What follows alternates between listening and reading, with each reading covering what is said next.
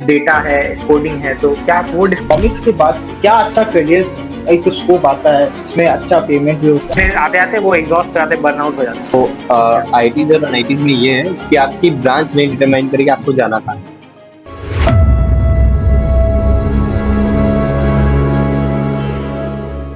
आप अपने बारे में कुछ बताओ। तो क्या परस्यू कर रहे हो? Myself Arun Nandan. I am first year undergraduate student of Department of Humanity and Social Science, enrolled in its BS course. I am from IIT Kharagpur and I live in Humeti, Uttar Pradesh. Okay, तो आप basically economics कर रहे हो IIT Kharagpur से। जी। सो आर्यन, जैसे कि बहुत लोगों को पता ही नहीं होता कि आईआईटी में भी इकोनॉमिक्स का ऐसा कुछ डिपार्टमेंट होता है, या लोग कर सकते हैं यूजी डिग्री पर। हाँ, तो क्या प्रोसेस होता है एक इकोनॉमिक्स ऑनर्स बेसिकली करने का एक आईआईटी पे? तो एज अ जे स्टूडेंट जब बच्चे जेई देते हैं, ठीक है, पहले तो मुझे भी नहीं पता था कि इकोनॉमिक्स होती भी आईआईटी में, पर मेरा इंटरेस्ट जो था इकोनॉमिक्स साइड था, तो मैंने फाइंड आउट किया कि इकोनॉमिक्स एक है ब्रांच आईआईटी के अंदर। तो एक्चुअली ये बीएस कोर्स है। नॉर्मल कॉलेज जो होते हैं बीएससी इकोनॉमिक्स होता है वो अलग होता है, बट इसमें जो है ना इंजीनियरिंग इकोनॉमिक्स है। तो हम लोग जो है मैथ्स और कोडिंग को यूज करके हम लोग इकोनॉमिक्स सीखते हैं, ठीक है। तो डेटा को हम लोग को डील करना है, काफ़ी ज़्यादा डेटा होता है, तो हम लोग कोडिंग के थ्रू करते हैं। तो मैं 12th में था, मैंने जेई दिया, जेई मेंस, जेई एडवांस। अगर आप जेई एडवांस क्लियर करते हैं तो अब आपके रैंक के हिसाब से आपको कॉलेज में इकोनॉमिक्स मिल सकता है, अगर उस कॉलेज में है, जैसे आईआईटी उड़ीसा, आईआईटी खड़गपुर में। सो अभी आईआईटी खड़गपुर ही जो है इकोनॉमिक्स का कोर्सेज प्रोवाइड करते हैं, राइट? हाँ, आईआईटी बॉम्बे भी शायद करता है, 2 ही 3 आईआईटी है। अच्छा, जैसे आर्यन आपने कहा कि इकोनॉमिक्स लेने के लिए आपको जेई मेंस और जेई एडवांस देना पड़ता है। सो अगर मैं आईआईटी से पहले की आपसे बात करूँ, मतलब स्कूल लाइफ और जेई मेन जेई एडवांस आपने कैसे क्रैक किया, कुछ अगर आप बता पाएं। हमें स्कूल लाइफ के बाद हाँ, स्कूल लाइफ तो भाई बिल्कुल मजेदार रही। मैं नवोदय से हूँ एक्चुअली। तो मेरे नवोदय हॉस्टल है ना, तो उसमें दोस्तों के साथ काफी अच्छी एक्टिविटी होती। फोन वोन हमारे पास नहीं था, ये मेजर प्रॉफिट था। पर जब हम लोग लास्ट में 11th-12th में आने लगे, तो बाहर कॉलेज में, बाहर स्कूल में बच्चों के पास फोन होता है, काफी बड़ा डिस्ट्रैक्शन होता है, वो हमारे पास नहीं था। तो मैंने एक चीज हमेशा रखी कि मैं कितने मजे करूँ, पर पढ़ाई जो होती है ना, जब करनी होती थी वो मैं कर रहा हूँ। पढ़ाई को नहीं छोड़ना है, एक चीज लेके चलनी, मजे बिल्कुल लाइफ में। फ्रेंड्स नहीं छोड़ने, फ्रेंड्स मजे करते रहना है, पर पढ़ाई जो है ना वो करना है। जब जब ऐसी चीज आई रटने की, तो मैं रटा नहीं, मैं हर चीजों को समझा। भले ही वो मुझे लगा कि आगे चल के काम नहीं आएगी, पर वो काम आती है। तो आपने जेई जब दिया तो उसके बाद आपने इकोनॉमिक्स क्यों चुना? मतलब बीटेक कर सकते थे जेई, आमतौर पे लोग। हाँ बिल्कुल, जैसे आईआईटी में लोग बीटेक करते हैं बहुत।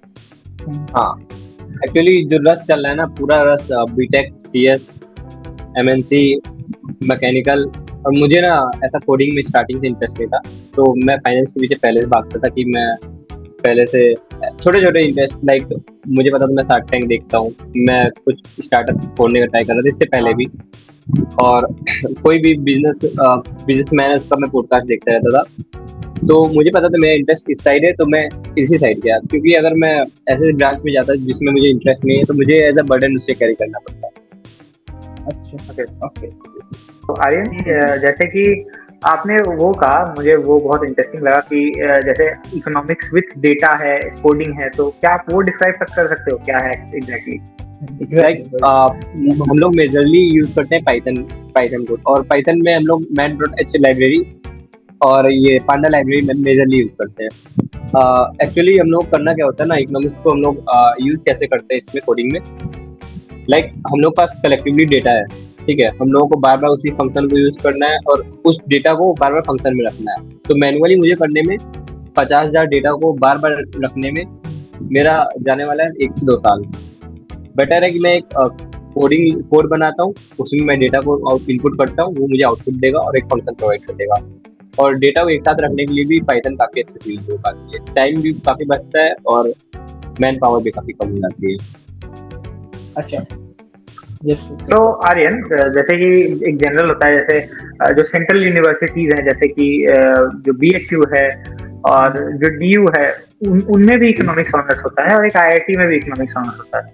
हाँ सो अगर आप ब्रीफली अगर आप उनको अगर डिफरेंशिएट कर पाओ कि मेजर क्या डिफरेंस होता है, तो वो एक अच्छा पॉइंट होगा। हाँ, तो मैं बता रहा था कि जो इकोनॉमिक्स ऑनर्स है वो बीएस इकोनॉमिक्स से काफी डिफरेंट कोर्स है। आप आर्ट साइड से जाएंगे इकोनॉमिक्स ऑनर्स करने, तो आपको अलग डेटा के बारे में अलग तरीके से विजुलाइज करना पड़ेगा। पर हम लोग जो करते हैं, हम लोग मेनली जाते हैं एफआरएम साइड या सीएफए साइड, ये सब करते हैं। और हम लोग टेक्नोलॉजी के साथ यूज करते हैं इसको। डेटा एल्गो ट्रेडिंग आपने सुना होगा, यस तो हम लोग Yeah, उसमें भी जाते हैं, ठीक है। तो हम लोग जो भी टेक्निकल इकोनॉमिक्स है हम लोग उसके साइड जाते हैं। मैथमेटिकल का ज्यादा डील करना पड़ेगा। आर्ट साइड से आप जाएंगे तो आपको इतनी मैथमेटिक्स नहीं देखनी पड़ेगी, बेसिक मैथमेटिक्स रहेगी। पर अगर आप इधर साइड आ रहे हैं बेस इकोनॉमिक्स में, तो आपको मैथ में इंटरेस्ट होना चाहिए। आपकी मैथ अच्छी नहीं, पर अगर मॉडरेट भी है तो चल जाएगा, धीरे धीरे वो पूरी अच्छी हो जाएगी। तो मेजर डिफरेंस यही है कि ये टेक्नोलॉजी के साथ डील करना है, वो बेसिक है। स्टार्टिंग में अगर आपको जॉब करनी है कि आपको फाइनेंस मिनिस्ट्री में जानी है, तो ठीक है, वो गवर्नमेंट जॉब है, आप वहाँ पे अप्लाई कर सकते हैं कहीं से भी। पर डिफरेंस ये ही है कि अगर मैं यहाँ से बीएस इकोनॉमिक्स कर रहा हूँ, 4 साल का कोर्स है, तो मुझे फर्दर जाके एमटेक या कोई ऑनर्स डिग्री नहीं करनी पड़ेगी। इतना सफिशिएंट है, यहाँ की नॉलेज सफिशिएंट है, और डिग्री तो सफिशिएंट है ही। मेजर यही है। Okay okay good question. Algo trading के बारे में हाँ। आप कहते हैं, उसमें कुछ बता सकते हैं? हाँ, अरे बेसिकली अगर हम लोग ट्रेडिंग कर रहे हैं नॉर्मली, ठीक है, तो हर टाइम पे मार्केट में ऐसा पैटर्न नहीं बनता कि आप वहाँ से प्रॉफिट उठा सकें या करेक्ट टाइम पे आप सेल कर सकें। आपको मार्केट देखते रहना पड़ेगा। पर अगर आप वहीं जैसे ChatGPT है, ठीक है, पहली बार जब उसने रिजल्ट दिया कुछ गंदा दिया, मैंने उसको बताया नहीं रिजल्ट गलत है, नेक्स्ट टाइम तुम सही रिजल्ट देना, ये सही रिजल्ट है। तो वो उसने सीखी उस चीज को, ठीक है। तो एआई जो है वो चीजें सीखता रहता है। अगर आप उसको कई चार्ट पैटर्न दे देते हैं या सिखा देते हैं, तो वो जब आप कुछ नहीं कर रहे, ठीक है, आप बैठे हुए हैं, आप इवन ऑफिस में कोई काम कर रहे हैं, पर आपकी जगह आपका एआई काम करेगा, वो स्टॉक पुट इन करेगा, वही आउट करेगा। तो वो पास्ट एक्सपीरियंस के हिसाब से वो आगे ट्रेडिंग करेगा। जैसे अभी जो ट्रेडर्स हैं वो भी पहले कैडमिल जो पास्ट में चार्ट पैटर्न बन चुके हैं, उसी के हिसाब से आगे चल के वो प्रेडिक्शन जो करते हैं वो पास्ट देख के करते हैं। तो वही एआई करेगा, हमें नहीं बैठना पड़ेगा वहाँ पे। और ह्यूमन का ये है ना, एक इमोशन बीच में आ जाता है। जब ह्यूमन ट्रेड करता है, उसका हल्का सा लॉस होता है 1,000 का, तो उसको थोड़ा बुरा लगने लगता है कि नहीं अभी मुझे स्टॉक से बाहर आ जाना चाहिए। पर जब एआई करेगा तो उसके अंदर इमोशंस नहीं होंगे, और जहाँ पे जो चीज प्रॉफिट होनी है वो होना होगा। लेकिन आप बता सकते हो आपको क्या पढ़ाया जाता है, आपके मेजर्स और माइनर सब्जेक्ट्स क्या हैं वहाँ पे बीएस में? इट्स क्वाइट इंटरेस्टिंग, बहुत डिफरेंट है एक्चुअली। तो फर्स्ट ईयर में लास्ट टाइम पहले सेमेस्टर्स क्या होता था कि जो फर्स्ट ईयर के सारे बच्चे हैं उन लोगों को फिजिक्स केमिस्ट्री मैथ पढ़ाया जाता था। पर इस टाइम अब की साल से जो रूल चेंज हो गया है, तो अब की साल ऐसा होता है कि हमारा जो एक कोर कोर्स था प्रिंसिपल ऑफ इकोनॉमिक्स, हमें डिमांड सप्लाई पढ़ाया जाता। मार्केट में जब डिमांड क्रिएट होती है, सप्लाई क्रिएट, तो मोनोपोली ये सब पढ़ाया जाता, ठीक है, कि कब मार्केट में डिमांड कैसी है, क्या प्राइस कैसा होगा डिमांड के हिसाब से, सप्लाई पे प्राइस गिरेगा या उठेगा, ये सब पढ़ाया गया फर्स्ट सेमेस्टर में। और सेकंड सेमेस्टर में ऐसा था कि हमें मैथमेटिकल फंक्शन से डील करना सिखाया गया कि एस्टिमेटर, जैसे मुझे आपकी इनकम पता है, ठीक है, आपके फादर की इनकम पता है, आपके परिवार की इनकम पता है, ठीक है। चलिए मैं बड़ा एग्जांपल देता हूँ।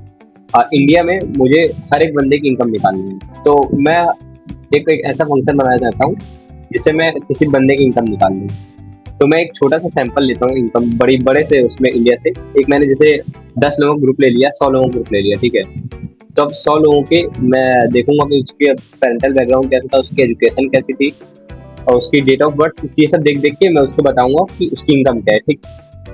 अभी तो मुझे पता है उसकी इनकम क्या है, उस हिसाब से मैं एक फंक्शन बना लूंगा। और जैसे अब मैं किसी थर्ड पर्सन की इनकम निकालना चाहता हूँ, तो मैं उसकी एजुकेशन देख के और बैकग्राउंड देख के मैं उसकी इनकम जज कर सकता हूँ क्या होगी। नॉट करेक्टली, बट थोड़े से एरर्स रहेंगे, ज्यादा डिफरेंस। हाँ, तो हमें ये अभी सिखाया गया। अच्छा, ये आपके अभी फर्स्ट सेमेस्टर में चलो? हाँ, सेकंड सेमेस्टर में। अच्छा, सेकंड। अगर किसी को नवोदय क्रैक करना है, कोई स्टूडेंट है जिसका फाइनेंशियल बैकग्राउंड कुछ ठीक नहीं है और उसको नवोदय क्रैक करना है, क्या कैसे पढ़ाई करनी चाहिए, क्या वो पढ़ाई कर सकता है? तो इवन अगर आप एनसीईआरटी बुक्स जो है, हमारी एनसीईआरटी बुक्स को फॉलो करेंगे या 5th तक, Navodaya is not a tough thing. 5th तक कोई बच्चा पढ़ता ही नहीं ढंग से, बात ये है। तो अगर 5th तक बच्चा ढंग से पढ़ रहा है तो इजीली वो नवोदय निकाल सकता है। उसमें एक एक्स्ट्रा चीजें पूछी जाती है, हिंदी इंग्लिश मैथ्स वो सब तो नॉर्मल रहती है, पर एक रीजनिंग रहती है, वो मेंटल एबिलिटी बेस्ड रहता है, आपकी मेंटल स्ट्रेंथ कैसी उसमें बेस्ड रहेगा, इजीली आप निकाल देंगे। और एक अरिहंत बुक आती है जिसमें नवोदय प्रीवियस ईयर क्वेश्चन रहते हैं, अगर आपको फोकस करके नवोदय निकालना ही है तो आप निकाल सकते हैं नवोदय, या आप विद्या ज्ञान कर सकते हैं। विद्या ज्ञान भी एक इंस्टीट्यूट है, वो भी फ्री ऑफ कॉस्ट है। और नवोदय से मैं कहूँगा नवोदय काफी अच्छा है, और विद्या ज्ञान में आप जाएंगे तो और अच्छा रहेगा ना। विद्या ज्ञान केवल 2 ही सेंटर्स है यूपी में। ओके। तो आर्यन, जैसे आपने कहा कि आप ड्रॉप लिए थे, आप उतने सीरियस स्टूडेंट नहीं थे 12th के टाइम, तो आप अपना ड्रॉप ईयर जो जर्नी होता है, क्योंकि एक ड्रॉप ईयर कहते हैं लोग, लेकिन ड्रॉप ईयर होता नहीं है एक्चुअली, वो 8 मंथ का ही पीरियड होता है, 8 to 9 मंथ। तो उसके दौरान आपका क्या जर्नी था, क्या स्ट्रैटेजी था, अगर आप बताओ। क्योंकि बहुत सारे बच्चे क्या होते हैं ना, 3 महीने में ही ड्रॉप ले लेते हैं एक्साइटमेंट में, बट 3 महीने आते आते वो एग्जॉस्ट हो जाते हैं, बर्नआउट हो जाते हैं। तो वो अगर आप कुछ शेयर कर पाओ। हाँ, तो जब मैंने ड्रॉप लिया, ड्रॉप ईयर का मेन भी ये रहता ना कि आप घर में बैठे हुए हो, आपको कहीं जाना नहीं, फोन की स्क्रीन है, डिस्ट्रैक्शन भी बहुत है, पर पढ़ना भी बहुत है, तो काफी चीजें साथ में आ जाती है, कैरी करना बर्डन मुश्किल हो जाता है। मेन ये रहता है कि आप जब कर रहे हैं चीजें तो उसकी एक लिस्ट बनाइए पेपर में, आप जो गलत कर रहे हैं उसका पेपर में लिखिए और उसको चिपकाइए सामने, आप देखिए मैंने क्या गलती करी और आपको इम्प्रूवमेंट करना है। आपके नंबर नहीं आ रहे तो ऐसा नहीं कि मैं क्यों नहीं आ रहे, उसको एनालाइज करना है, हर चीजें जो आप कर रहे हैं आपकी दिन की एक्टिविटीज एनालाइज करना, और किसी के साथ ऑनेस्ट रहो या ना रहो, किसी के साथ ऑनेस्ट रहो या ना रहो, खुद के साथ रहना है कि मम्मी से छुपा लो, ठीक है तुम पापा को नहीं दिखा रहे हो कि मैं क्या कर रहा हूँ, मैं यूट्यूब पे वीडियोस देख रहा हूँ या गेम खेल रहा हूँ, मम्मी पापा से छुपा लोगे, पर फ्यूचर तो तुम्हारा ही है ना, अब खुद को कब तक पागल बनाओगे। तो मेनली अपने आप से ईमानदार रहना, चाहे जो करना है लाइफ में, इवन जॉब की बात हो चाहे जहाँ की बात हो, खुद से तुम्हें ईमानदार रहना। तो मेरा ड्रॉप पे ये था कि मैं सुबह उठ के सुबह 5:30 को उठता था। ऐसा लेट नाइट स्टडी वाला जो शेड्यूल है ना, काफी बेकार है भाई। जो मॉर्निंग में स्टडी होती है वो ऐसा कुछ कहते हैं कि मैं सुबह उठ नहीं पाता भाई, 5 दिन नहीं उठो 10 दिन नहीं उठो फिर तुमको गिल्ट होगा, मेरे दिन जा रहे हैं, ठीक है मैं पढ़ भी नहीं पा रहा हूँ। तो स्टार्टिंग में भी नहीं उठ पाता था, मैं भी रात में आंखें खोल के सो रहा हूँ, 2 बज गए 3 बज गए, नींद ही नहीं आ रही। फिर अगले दिन मैं सुबह पर उठ रहा हूँ, अलार्म लगा हुआ है, सोया हूँ नहीं सोया हूँ कोई मतलब नहीं, मुझे उठ के पढ़ना है, कोई मतलब नहीं। तो जो मैं सुबह रात में मैक्सिमम 12 12:30, ठीक है, सुबह मैं 5:30 पे उठूँ, मेडिटेशन करूँ, योगा करूँ, ठीक, उसके बाद मैं पढ़ने बैठूँ 7 से शाम को 6 बजे, छोटा छोटा 5-5 10-10 मिनट ब्रेक ले लो, आधे घंटे पढ़े 5 मिनट ब्रेक ले लो, जो चीज़ें अच्छी लगी वो करो, ठीक है, तो उसके बाद ऐसे करते रहो, कंटिन्यू करो। ये इकोनॉमिक्स से है, हम फिर से कॉलेज में इकोनॉमिक्स में आपने जब आप अभी आईटी में हो, आपके साथ आपने बहुत सारे नेटवर्क बनाए होंगे, सीनियर्स होंगे, सो अभी वो लोग क्या करते हैं, मतलब इकोनॉमिक्स के बाद क्या अच्छा करियर एक तो स्कोप आता है जिसमें अच्छा पेमेंट भी होता है, लोग अच्छा प्रोफाइल में जाते हैं और उनका ग्रोथ भी अच्छा है। तो आईटीज और एनआईटीज में ये है कि आपकी ब्रांच नहीं डिटरमाइन करेगी आपको जाना कहाँ है। आप आते हो, ठीक है, किसी ब्रांच से आ रहे हो, इवन बीएड वाला जा रहा है सीएस में जॉब प्लेसमेंट ले रहा है जाके, ठीक है, तो मैं बोला ना स्टार्टिंग में आपकी स्किल डिटरमाइन करेंगे। मैं मेरे सीनियर्स क्या कर रहे हैं, मैं सीनियर से पूछता हूँ कि मैं फाइनेंस में जाऊँ या इकोनॉमिक्स वो कोडिंग साइड जाऊँ, टेक एंड फाइनेंस फील्ड ऐसे बोल देते हैं हम लोग, 2 मेजर। तो सीनियर्स बोलते हैं अभी तुम फर्स्ट ईयर में हो, 1.5 साल जो है ना स्टार्टिंग में आने तक तुम बस देखो, सब चीजें चाहे जो स्पोर्ट हो, गेम हो, टेक हो, फाइनेंस हो, सब देखो। फिर तुम्हें धीमे धीमे ना देखने का मतलब ये नहीं कि तुम 2 दिन ट्राई कर रहे हो, तुम्हें प्रोग्रेस नहीं दिखती 2 दिन में तुम छोड़ रहे हो, ऐसा नहीं। तुम 3 वीक ट्राई करो, 4 वीक ट्राई करो, 1-2 महीने में प्रोग्रेस दिखती है, 1 दिन में नहीं दिख जाती। तो 3-4 महीने 1-2 महीने सॉरी ट्राई करो, उसके बाद तुम्हें इंटरेस्ट आने लगेगा, जिसमें इंटरेस्ट है वो फील्ड जाओ। अगर तुम ऐसी फील्ड में जा रहे हो कि इंटरेस्ट नहीं है तो तुम बस जॉब करोगे 9 to 5, फिर उसमें आगे नहीं मिल पाओगे। तो मेरे सीनियर्स जो है ना टेक फील्ड में भी है और फाइनेंस फील्ड में भी है। तो कुछ एक और कुछ लोग ना फर्दर कंटिन्यू करें स्टडीज और पीएचडी कर रहे हैं और प्रोफेसर बन रहे हैं इकोनॉमिक्स में, कुछ एमआईटी जा रहे हैं, बाहर जा रहे हैं। तो मेनली अभी रिसेंटली एक सुनने में आया था, मेरी ऑल इंडिया रैंक 60 थी उनकी, और इसमें आईएएस ऑफिसर आईएएस बनी है कोई, सुनीता के नाम का, वो भी मेरे डिपार्टमेंट की थी। तो हर फील्ड में बच्चे जाते हैं, मतलब चारों तरफ हो जा सकते हैं कहीं पे भी। अच्छा, कुछ सिंगिंग कर रहे हैं, कुछ एक्टिंग कर रहे हैं, बिल्कुल हाँ। मतलब स्किल्स के ऊपर वो लोग अपना मूव करते हैं। हाँ ठीक, राइट। तो आर्यन, एक क्वेश्चन है, जैसे कि मान लो कोई एक स्टूडेंट है जो अपना इकोनॉमिक्स मेजर चूज करना चाहता है, उसको फर्दर इकोनॉमिक्स में अपना डोमेन बनाना है, और तो उसके पास क्या क्या एकेडमिक स्ट्रेंथ्स होने चाहिए, मतलब कौन कौन से सब्जेक्ट उसको शुरू से ही अपने स्ट्रॉन्ग रखने, तगड़े रखने चाहिए, जिससे वो इकोनॉमिक्स अब मेजर परस्यू कर पाए। तो इकोनॉमिक्स मेजर परस्यू करना या कोई और ऐसा फील्ड परस्यू करना नॉर्मली है, कुछ ऐसा कुछ अलग हट के मुझे नहीं पढ़ना है, जो अ, ऐसा कुछ अलग हट के एबिलिटी नहीं चाहिए जिससे मुझे इकोनॉमिक्स पढ़ना पड़े। मेनली तो मैं बताऊंगा कि आपकी मैथ जो है ना, स्ट्रांग नहीं तो मॉडरेट होनी चाहिए। आपको मैथ से डर ना लगे, अगर आप कैलकुलेशन करना चाहते हो तो आ जाइए यहाँ पे, बिल्कुल खूब करनी पड़ेगी कैलकुलेशन। अगर मैथ से डर लगता है, भागना है, तो इकोनॉमिक्स परस्यू करना फिर टफ हो सकता है, या बाद में आगे चल के दिक्कत होगी, क्योंकि दो दो पेज के समेशन और बार बार सिग्मा सिग्मा समेशन बार बार आएगा तो ब्रेन आउट हो जाता है, बार बार वही चीज सिग्मा समेशन। तो अगर आपको मैथ में इंटरेस्ट नहीं, मतलब आप मैथ झेल लेते हो तो ठीक है, आ जाए इकोनॉमिक्स, तब ठीक है। ऐसा कोई नई ऐसा स्किल नहीं चाहिए कि इकोनॉमिक्स में आए तो ये चाहिए ही चाहिए, पर मैथ तो चाहिए। तो आप अपने लाइफ के बारे में बता सकते हैं आईआईटी में, what a day in life, your life at IIT sounds like, मतलब कैसा आपका दिन रहता है पूरा दिन, अगर आप एक डिफाइन करना चाहो। भाई आइडियल स्टूडेंट क्या करता है, सुबह उठता है, ठीक है, वो लेट में सोता है यहाँ पे बच्चा, क्योंकि सुबह 8 बजे से 6 बजे तक क्लासेस चलती है। 8 बजे से मैं जाऊंगा, एक बजे तक या 12 बजे तक मेरी क्लास चलेगी। 1 बजे मैं आऊंगा जल्दी से भाग के हॉस्टल, 3 किलोमीटर दूर है, भाग के मतलब साइकिल से आते हैं हम लोग। साइकिल से हॉस्टल आएंगे, खाना खाएंगे जल्दी से, हसल बहुत रहता है मेस में, भीड़ रहती है, लाइन लगी रहती है रोटी की लंबी सी, पर वहाँ खा के और 1 घंटे के अंदर हमें वापस क्लास पहुंचना होता है। तो अच्छा, हम लोग फिर से क्लास पहुंचेंगे और क्लास में 2 से 6 पढ़ेंगे, तो 8 से 6 पढ़ाई रहती है। और बंकिंग तो पॉसिबल होती भी है, नहीं भी होती, मतलब प्रॉफ पे डिपेंड करे। कुछ प्रॉफ ये समझते हैं कि बच्चे को टाइम दिया जाए, वो स्किल डेवलप करे, तो वो उतना अटेंडेंस को मेजरली नहीं लेते। पर कुछ प्रॉफ्स है कि नाम बोल के अटेंडेंस लेंगे, बायो अटेंडेंस लेंगे, थंब लगाओ, आई स्कैन करो, तो वो सब भी होता है। टेक्नोलॉजी मतलब इंडियन इंस्टीट्यूट ऑफ टेक्नोलॉजी, तो टेक्नोलॉजी काफी यूज करते हैं यहाँ पे फिर इस हिसाब से। ओ आई स्कैन। तो तो इवन मैं बताता हूँ आईटी बीएचयू में है ना, कि आपका फोन आपको लेके जाना पड़ेगा। फोन अगर वहाँ पे है और तभी आप अटेंडेंस दे पाओगे, फोन में कुछ ऐप रहेगा, सिस्टम रहेगा, लॉगिन करोगे और वहाँ की वाईफाई से कनेक्ट होगा तभी आप अटेंडेंस दे पाओगे। तो ऐसा कुछ है। और 6 बजे के बाद ना बच्चे फ्री हो जाते हैं। अभी बच्चों को एक कोर्स लेना पड़ता है, एक्स्ट्रा एकेडमिक एक्टिविटीज, सबके 2 क्रेडिट के रहते हैं 4 साल। उसमें आपको एनसीसी, एनएसओ मतलब स्पोर्ट्स का है, ठीक है, ये हेल्थ एंड फिटनेस का कोई ना कोई लेना पड़ता है।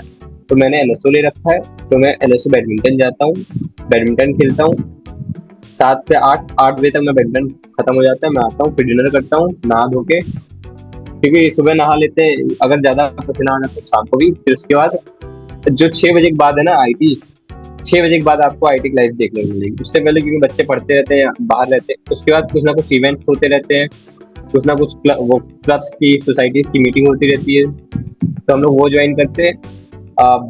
एवरेज जो स्लीपिंग टाइम है वो 12, साढ़े 12, 2, 3 ऐसा बच जाता है। अब ये सब करने के बाद ना हम लोग का 10-11 बज चुका होता है। अभी मुझे पढ़ाई को जो मैं पढ़ा हूँ वहाँ पे क्लास में, उसको टाइम देना होता है, और इवन स्किल डेवलप करनी होती है। टोटली यही है कि आप टाइम कैसे मैनेज कर पा रहे हैं। स्टार्टिंग में तो नहीं होगा, फर्स्ट सेम में थोड़ा दिक्कत होगी, फिर धीमे धीमे टाइम मैनेजमेंट सीखना पड़ेगा। अच्छा, ओके, सो आई एक और लास्ट सवाल है कि अगर ये जो पॉडकास्ट है वो अगर हाई सेकेंडरी स्कूल के बच्चे देख रहे होंगे, सो उनके लिए एक स्ट्रॉन्ग मैसेज आपका क्या हो, जिनको अपने करियर में एक आईआईटी जैसे जो अच्छे कॉलेज होते हैं वो क्रैक करना हो, क्या एक तो अच्छा मैसेज होगा जो आप देना चाहते हो, या किन गलतियों को आप बोलोगे कि नहीं ये गलतियां नहीं दोहरानी चाहिए?